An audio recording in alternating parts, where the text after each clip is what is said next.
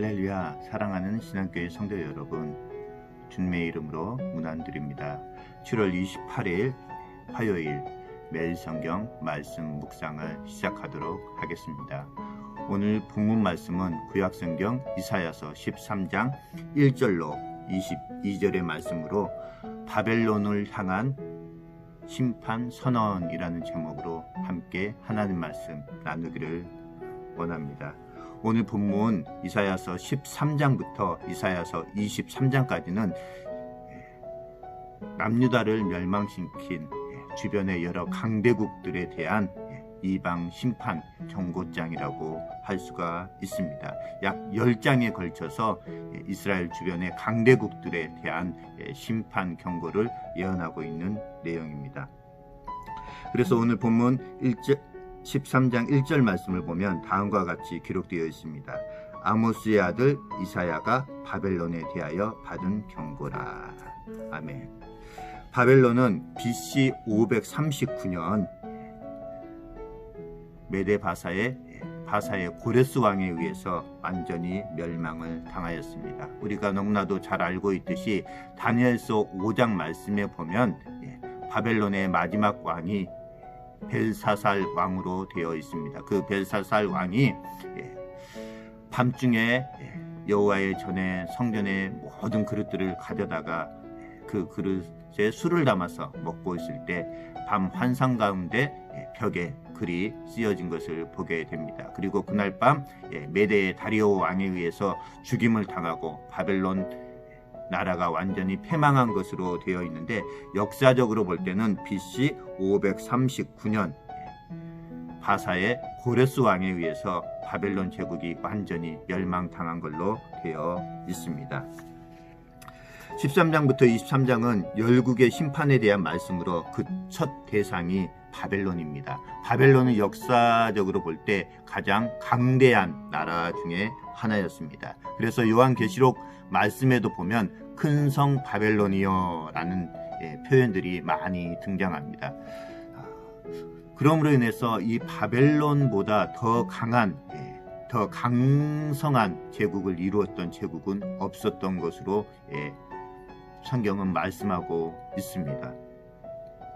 하나님 바벨론의 오만과 탐욕, 잔인함을 심판하심으로 그분의 영광을 드러내실 것을 오늘 본문 말씀을 통하여서 말씀하고 있습니다.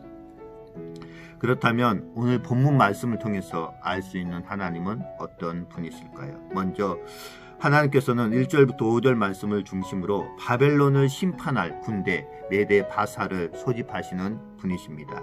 지금 바벨론은 작은 도시에 불과하지만 곧 세계를 제패할 제국으로 성장하여서 유다를 비롯한 열국들을 정벌할 것이다 라고 말씀하고 있습니다. 바벨론 나라가 처음 세워지게 된 그 배경은 창세기 11장에 보면 바벨탑 사건이 나옵니다. 그리고 바벨탑에 처음 쌓은 주인공이 니므롯이라고 나와 있습니다. 그때부터 바벨론의 역사가 시작되었다라고 볼 수가 있습니다. 그러나 그러한 바벨론도 하나님의 공의로운 심판을 피할 수 없다라고 오늘 본문은 말씀하고 있습니다. 왜냐하면 하나님은 교만하고 포악한 바벨론을 심판하시려고 먼 나라에서부터 용사를 모으시고 사기 충전한 군대를 검열하시는데 그 군대가 바로 메대 바사 군대입니다. 그들은 하나님의 진노를 바벨론에 전할 하나님의 군대의 도구로 사용되었습니다. 지금 바벨론은 역사에서 완전히 사라져 없어졌지만 우리 시대의 바벨론은 여전히 강력하게 하나님의 백성을 대적하고 있습니다. 하나님의 용사로서 이 마지막 영적 싸움에서 우리는 기쁨으로 승리하는 삶을 싸워야 하겠습니다. 그래서 베드로 사도는 베드로전서 5장 7절 8절 말씀에서 다음과 같이 고백합니다. 근신하라 깨어라 너희 대적 마귀가 우는 사자처럼 두루다니며 삼킬 자를 찾나니 너희는 믿음에 굳건하게 서서 그를 대적하라 라고 말씀하고 있습니다. 두 번째로 하나님은 본문 6절부터 10절 말씀을 통하여서 여호와의 날은 바벨론을 심판하시는 날이다 라고 말씀하시는 분이십니다. 악한 권세를 심판하시기 위해 전능자 예수 그리스도께서 오시는 날입니다. 그날은 악인에게 놀람과 두려움의 날이지만 하나님을 믿고 예수 그리스도를 믿는 자들에게는 구원의 날인 줄 믿습니다. 또한 기쁨의 날인 줄 믿습니다. 하나님은 역사의 바벨론을 심판하신 것처럼 지금 하나님의 백성들 성도들을 대적하는 세상의 음녀 바벨론도 반드시 심판하실 것이다 라고 말씀하고 있습니다. 지금 내 모습 이대로도 여호와의 날을 기쁨으로 맞이할 수 있는지, 우리는 우리의 믿음을 항상 신앙 위에 서 있는지 점검해 보아야 할 것입니다. 마지막 세 번째로 하나님은 본문 11절부터 18절 말씀을 통하여서 세상의 악과 오만을 심판하시는 분이십니다. 바벨론 제국의 특징은 폭력과 교만이었습니다. 폭력을 정당화하고 무지한 자의 피를 흘리면서도 부끄러워하지 않았습니다. 하나님은 이 바벨론의 악행을 심판하기 위해서 이 바벨론 제국보다 더 강한 메데 바사라는 나라를 불러서 그들이 열방을 짓밟는 대로 다시 짓밟힘을 당하게 하시겠다라고 본문 말씀을 통해서 말씀하고 계십니다. 힘을 숭배하면서 정의와 공평을 저버린 사회는 그들이 숭배하는 힘에 의해서 곧 멸망당하게 됩니다. 우리가 강대국의 힘이 아니라 하나님의 공평과 정의를 구해야 하는 이유가 바로 여기에 있습니다. 그렇다면 오늘 본문 말씀을 통하여서 우리에게 주시는 교훈은 무엇입니까? 본문 19절부터 22절 말씀을 통하여서 하나님께서는 찬란한 문화를 자랑하던 바벨론이 소돔과 고모라처럼 소멸될 것이다 라고 우리에게 교훈해 줍니다. 그들의 영광은 불과 100년이 지나지 않았습니다. 하늘에 닿으려던 그 창세기 11장에 나오는 바벨탑도 높은 성벽과 성문을 자랑하던 신바벨론 제국도 모두 역사에서 사라져 버리고 말았습니다. 이처럼 세상의 부귀 영화는 덧없는 것입니다. 사라질 땅의 영화를 구하지 말고 하늘에 있는 영원한 도성에 우리의 소망을 두고 살아가시는 저와 사랑하는 신안의 모든 성도님들 되시길 주님의 이름으로 축복드립니다. 이 시간에 공동체 기도 제목으로 함께 기도 나누고, 우리 교회의 기도 제목인 코로나19와 담임 목사 청빙을 위한 기도를 함께 드리시도록 하겠습니다. 먼저 공동체 기도 제목입니다.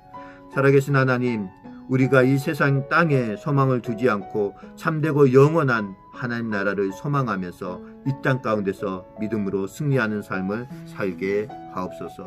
하나님, 참된 믿음으로 거룩한 삶을 사는 우리 신안의 공동체가 되게 하옵소서. 예수님의 성품을 담는 참된 목자 영성, 지성을 겸비한 귀한 담임 목사님이 청빙될 수 있도록 청빙위원들에게 지혜 명철을 덧입혀 주시옵소서.